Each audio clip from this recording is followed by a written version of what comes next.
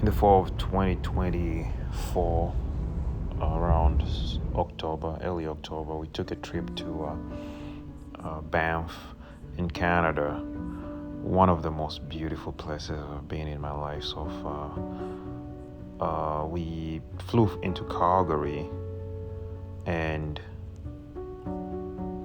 stayed a night in Calgary, drove to Banff the following day in a rental vehicle. Very easy process, very easy to drive. If you're from the US, it's the same road system, basically. The views towards the national park are just amazing.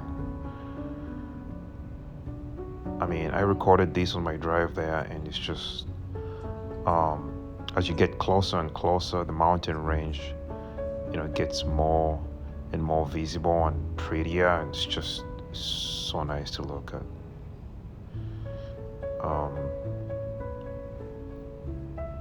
Yeah, I mean, unforgettable drive.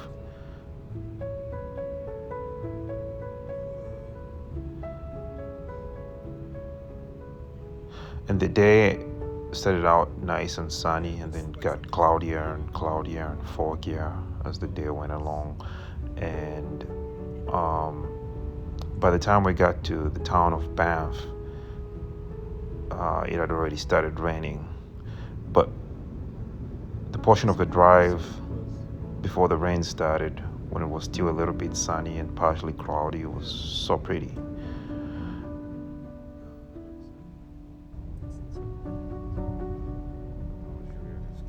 And this is the little town of Banff that's right in the national park. It's you can get pretty much anything you need there. There's nice accommodation, but we chose to stay at right at the hotel at St. Louis Lake, which I believe is called Fairmount. Very beautiful, very expensive, but beautiful hotel right overlooking the lake. But most people choose to stay here, I understand. So we arrived at the hotel at Fairmount, and it was already foggy, so foggy. It's kind of They just had a snowstorm that day, and the views were kind of compromised, but it was still nice. It's very nice scenery. You can still appreciate it nonetheless. We went out on the canoes, but I mean, this would normally be a very scenic, very beautiful spot, overlooking everything, but it was just so foggy.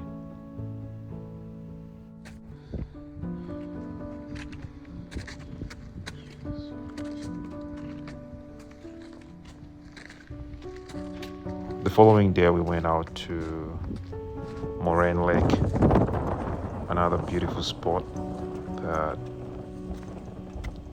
I would recommend everybody checks out before leaving the park. And then we went on an ambitious hike all the way from Moraine Lake to St. Louis. This is by far the most difficult hike I've ever done. In very icy, snowy conditions. This is a total of 13 miles or more in very difficult conditions. The snowstorm that was here is not something that was expected. This was way more snow than anticipated. It was way colder than we thought it would be. But I love a challenge, and we did it.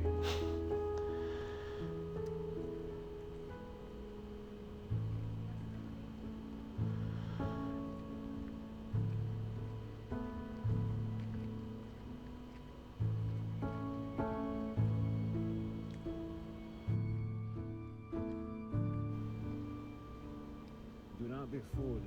This is not the Sentinel Pass. It's what? Oh, okay. Over there? Down here where we are right now is known as Loch Valley. So it's really just Valley again? you're mostly looking at trees and vegetation here. Um, but I mean, it was beautiful because of the snow. It just got snowed in, so the scenery was nice. But then you also overlooking the mountain ranges surrounding you. And then as you get up further, that's where the challenge begins because you're now in the more open area and it was windy, so cold. Up there, you're overlooking the Sentinel Pass where we eventually have to cross. And that was the most difficult part of the hike. And up here, it's starting to get cold and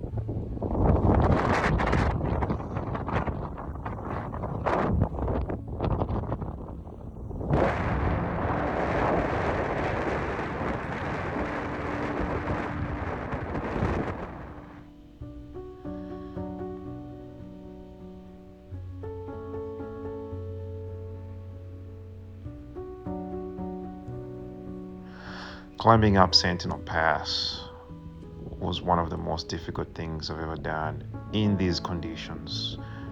Um, it was so windy and cold up there, and the snow was almost up to the knees in some parts.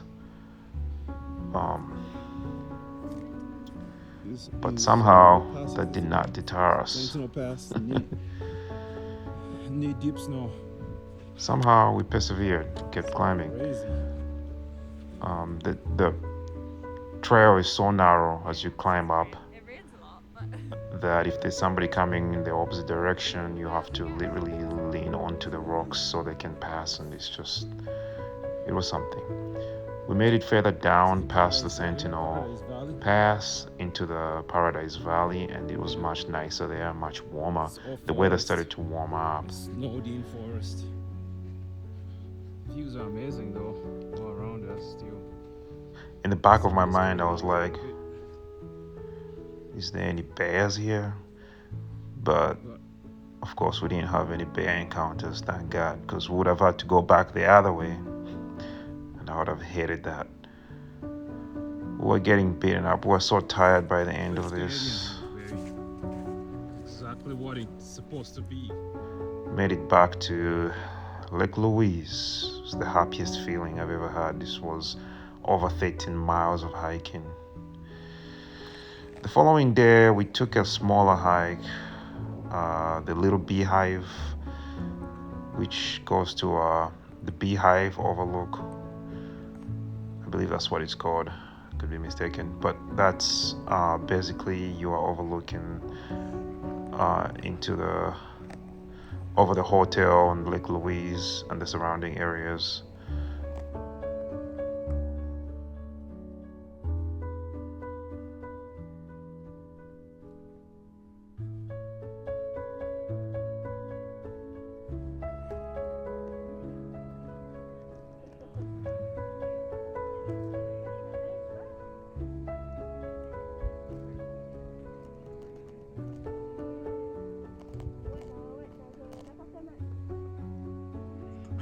The boats look like little fishes or sharks or something in the water.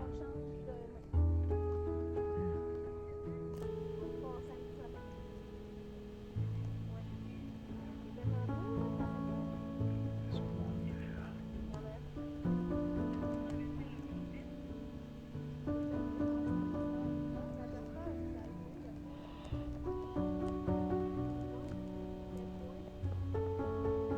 Yeah, I mean, the scene from up top on the Little Beehive is just amazing. Lake Agnes Tea House is where we got some food on our way up to the Little Beehive. Nice little coffee shop.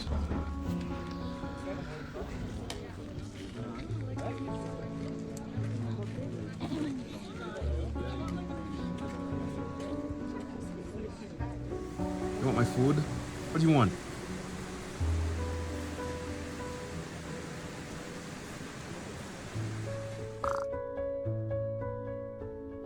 On our final day in the park, we did the Johnstone Canyon to Ink Potts Trail, which is another really cool hike, which I would recommend. The beginning of it is mostly the trail going through the canyons on a long bridge through the canyon, and you see a number of falls, pretty scenic. And then the end of it is you have the ink pots, and in between that is just forest, but still a cool hike nonetheless, and I would recommend it.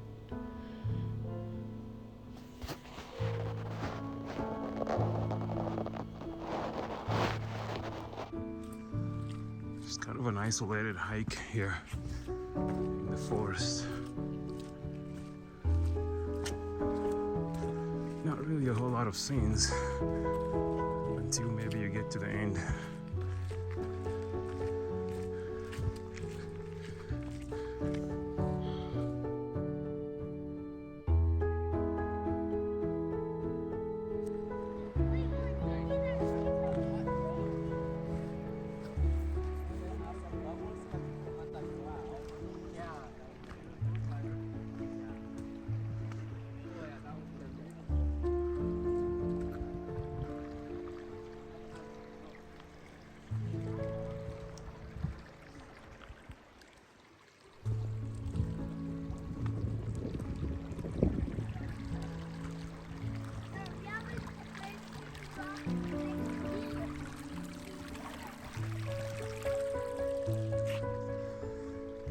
What the hell?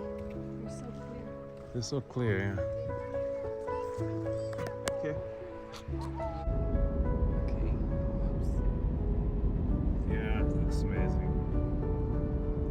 You won't see much there because Alright, baby, where are we? we're still in Banff. Trying to take some of the scenery with us back home. But we know we can't.